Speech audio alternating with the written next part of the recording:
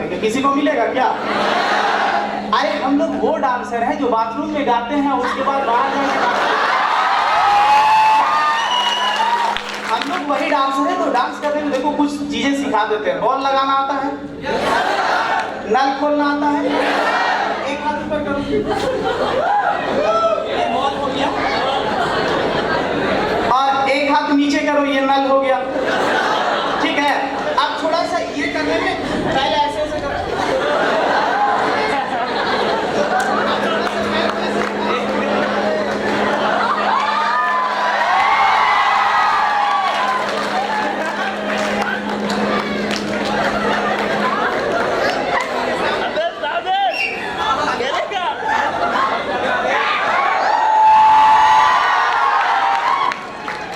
Hello, हम लोग के सामने इनका साउंड फेल हो जाता है नहीं? क्यों, आपका गाना क्यों नहीं बज रहा है?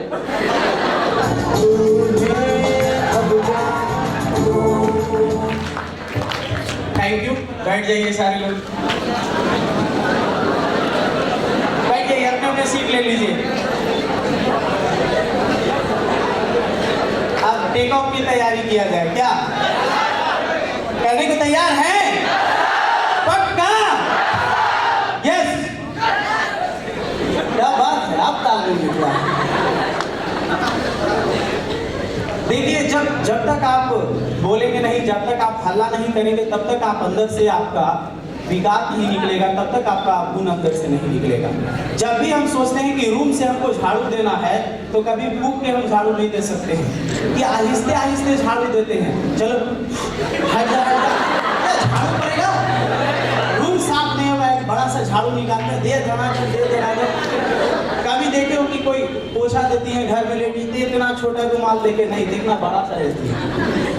ठीक है, तो आज अपने ब्रेन में हम झाड़ू लगाने वाले हैं, साफ करने वाले हैं।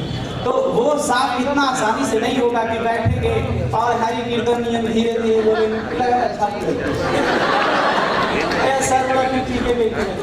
नहीं। जहां बात समझ में आए, जिस समय लगे कि नहीं ये अच्छा बात है, तो उस समय इतना जोर से वहां ताली बजाओ कि बाकी लोगों को बजाना मजबूरी हो जाए। इसको दम बोलते हैं। ये सोच के ना बजाओ कि हम बजाएं, सब नहीं बजाए था। अरे ये सोच के बजाओ कि हम बजाएंगे तो सब बजाएंगे, और वही होगा। नहीं तो एक बजा के देखो, देखो क्या होता है। किसने बजाया था सबसे पहले? आपने बताया।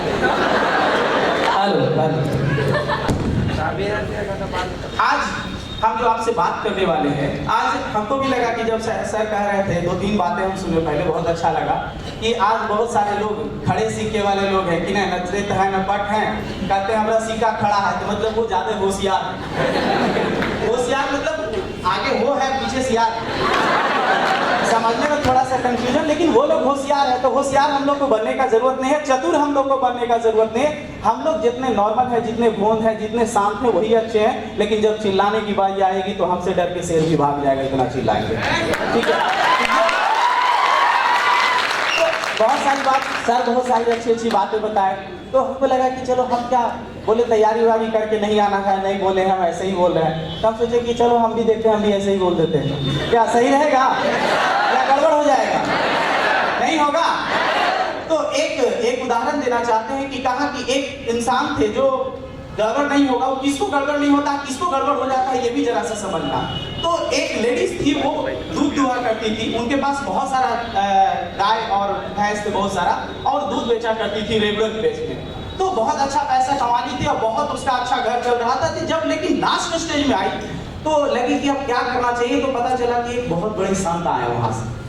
ठीक है ना, अब वो क्या उपदेश देते हैं, तो सोची कि चलो लास्ट टाइम में हम भी कुछ ऐसा कर ले ताकि हमको वैकुंठ मिल जाए, हम स्वर्ग चले जाए। तो वो महिला जाती है और वो अभी काम करके गई, तो थोड़ा सा गोबर वगैरह लगा होता है, वो जाती है, कहती है भगवान मुझे कुछ ऐसा उपाय बताइए जिससे मैं भगवान को प्रसन्न करूँ और मुझे वैकुंठ की प्राप्ति हो जाए।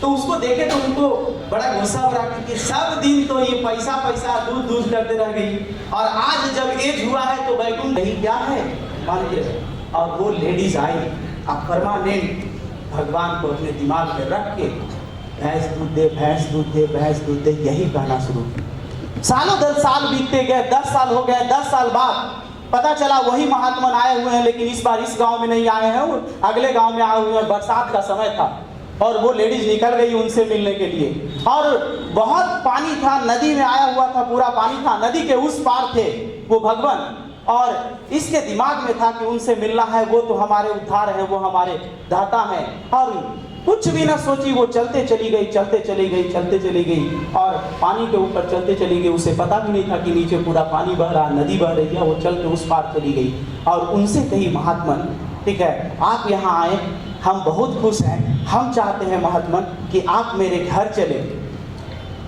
वो महात्मन खुश हो गए कि चलते हैं इसके घर, और जैसे ही आगे गए देखें नदी है, और उसको तो पता ही नहीं था, वो तो फिर से चले जा रही है। ये महात्मन देख के चुप दंग रह गए कि आगे नदी है, ये चलते जा रही है, भैंस दूध दा, भैंस दूध दा, भैंस दूध दा, भैंस दूध दा। हाँ, वो महात्मन संत रह गए। तो श्रद्धा से अगर आपको कोई भी चीज लगता है कि उसमें पावर है तो कुछ भी दोगे, अब भगवान का इज्जत करोगे, कुछ भी बोलोगे, वो वही होगा। न कि अर्थ सही होना चाहिए, मन में भावना सही होना चाहिए, ऊपर वाला सुन रहा है। तो आज जो बैठे हैं जिनके मन में अगर आपके मन में भावना है, तो यहाँ से अगर कहा जाएगा भैंस दूध दे है, तो वो कहेगा भैंस दूध दे, तो जानवे करिए। ज्यादा होशियार बनने का जरूरत है, विश्वास करने का जरूरत है, और उस पर आप आगे बढ़ते चले जाएंगे, कारवा आपका निकल जाएगा। हम आपसे जो आज बात करने वाले हैं, हम ड्रीम क्लासेस से रिलेटेड बात करने हैं, हम ड्रीम से बात करने वाले हैं। आखिर सपना होता क्या है? कहता है दुनिया में सारे लोग सपने के लिए काम करते हैं, अलग होता है कोई अपने सपनों के लिए काम करता है, कोई दूसरों के सपने के लिए काम। वर्क तो हमेशा सपनों के लिए ही होता है, वर्क बिना सपनों के नहीं होता है। किसी ने इस हॉल की कल्पना की होगी कि ये हॉल बनना चाहिए बिहार शरीफ में, जिसमें कि सेमिनार होना चाहिए। ये हॉल बना या नहीं बना? कि पहले मजदूर सोचा होगा कि हमको मजदूरी नहीं मिल रहा है, और कारीगर सोचा होगा हमको कारीगरी नहीं मिल रहा है, और आइटा वाला सोचा होगा मेरा आइटा नहीं बिक रहा है, तो चलो सब मिलकर वो हॉल बना देते हैं। ऐसा हुआ होगा क्या? नहीं ना। तो अगर आप पहले ड्रीम सोचते हैं, सपना सोचते हैं, कुछ सोचते हैं बढ़िया चीजें, और उसके बाद अपने आप सब बनना शुरू हो जाता है, ढलना शुरू हो जाता है। सपना होता क्या है वाकई में? कहता है सपना दो तरीके से बनता है। सपना वो होता है जो आप लाइन में देखे होंगे कि सपना वो नहीं जो नींदों में आए, सपना वो नहीं जो नींदों में आए, सपना वो है जिसे पूरा किए बिना नींद ना आए। सपना वही है। अब सपने को हम डिफाइन करते हैं बहुत सारे तरीके से। एज के हिसाब से हम डिफाइन करते हैं, कैरियर्स के हिसाब से डिफाइन करते हैं कि सपना होता क्या है। सपना कहता है दो तरीके से बन सकता है, सपना दो तरीके से बन सकता है। कैसे? हमको नहीं पता है कि सपना कैसे बनता है। सपना कहता है फियर ऑफ लॉस, कुछ खोने का डर आपको सपना बनाने पे मजबूर कर देता है। अगर आपको कुछ खोने का डर है, इंटर एग्जाम दे रहे हैं, डर है इस बात का कि अगर एग्जाम में आए तो दोबारा हमको 2 साल पढ़ना पड़ेगा। एक बार क्या हुआ, इसी से उदाहरण है कि संता और बंता एक क्लास में पढ़ रहा था, और 7वीं क्लास में एक बार फेल हो गया। तो बंता कहता है कि यार फेल हो जाते हैं, बढ़िया था, काश इससे बढ़िया था कि बच्चा होते, दोबारा बच्चा बन जाते। तो कहता ऐसा मत बोलियो, नहीं तो फिर नर्सरी में एडमिशन हो जाएगा। नहीं समझे बात को?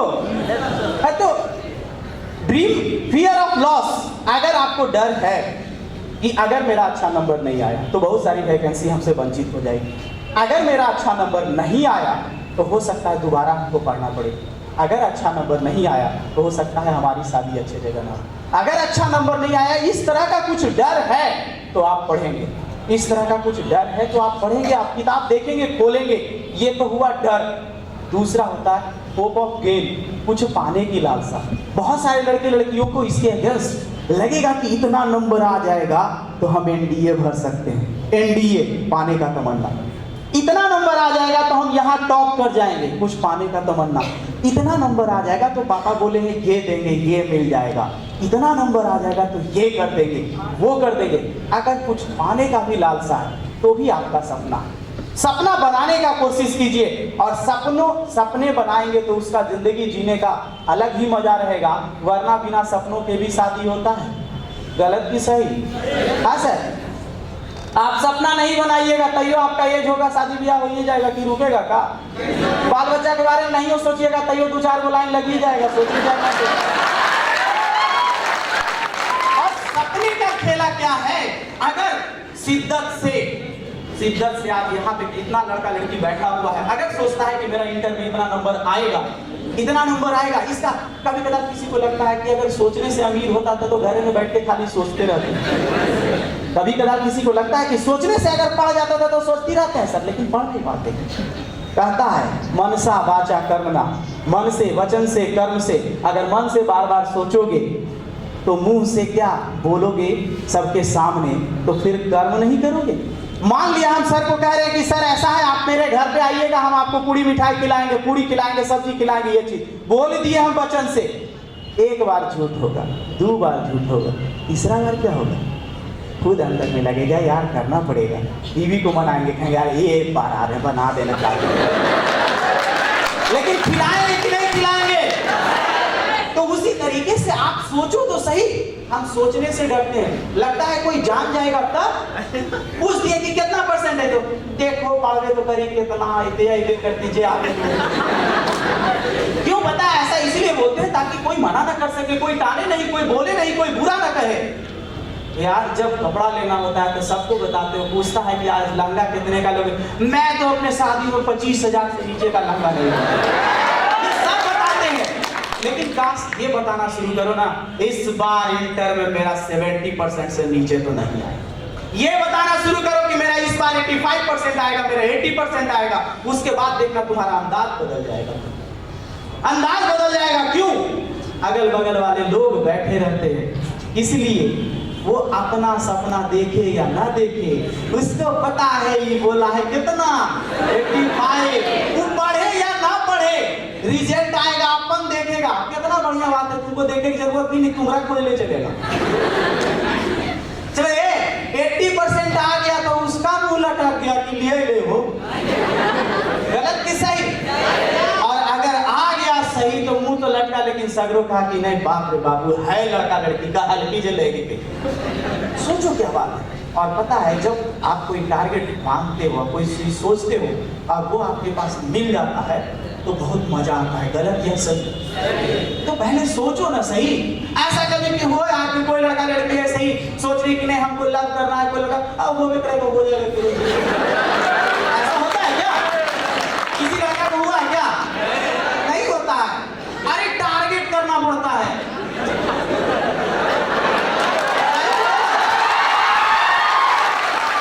तो आपको भी अपने कैरियर के लिए थोड़ा सा कंफ्यूजन क्या हो जाता है ना।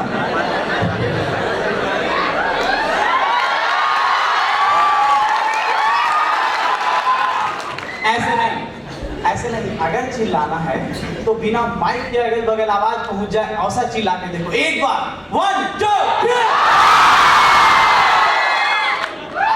एक बार। अरे कभी कदार एकाको जैसे कहते हैं एकाको बगला अलग टाइप का होता है, हम लोग के बीच में भी बैठा रहता है। वो वही है जिसको थोड़ा देर पहले कहते हो होशियार, समझ गए? तो कुछ होशियार रहेगा। जब सब दौड़े लगेगा ना तुम कहेगा सब दौड़ गया लास्ट में कहे ऐसा नहीं चाहिए, टीम वर्क चाहिए। 1 2 3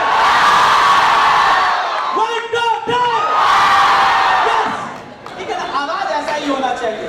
टीम इसी के लिए कहते। देखो हम लोग थोड़ा शांत रहिएगा। थोड़ा सा कंफ्यूजन क्या हो जाता है सर कि जब कोई बात बोलते हैं तो हम लोग के पास 2 तरह का माइंड होता है। एक तो सामने वाला माइंड जो आप हमसे बात कर रहे हैं देख रहे हैं, और एक पता है पीछे का माइंड होता है।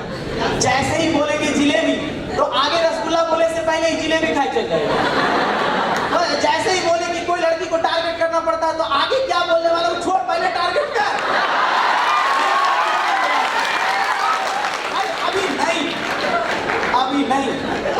अभी सिर्फ उदाहरण दे रहे हैं, उन चीजों को समझा रहे हैं ताकि आप खुल के हंसो।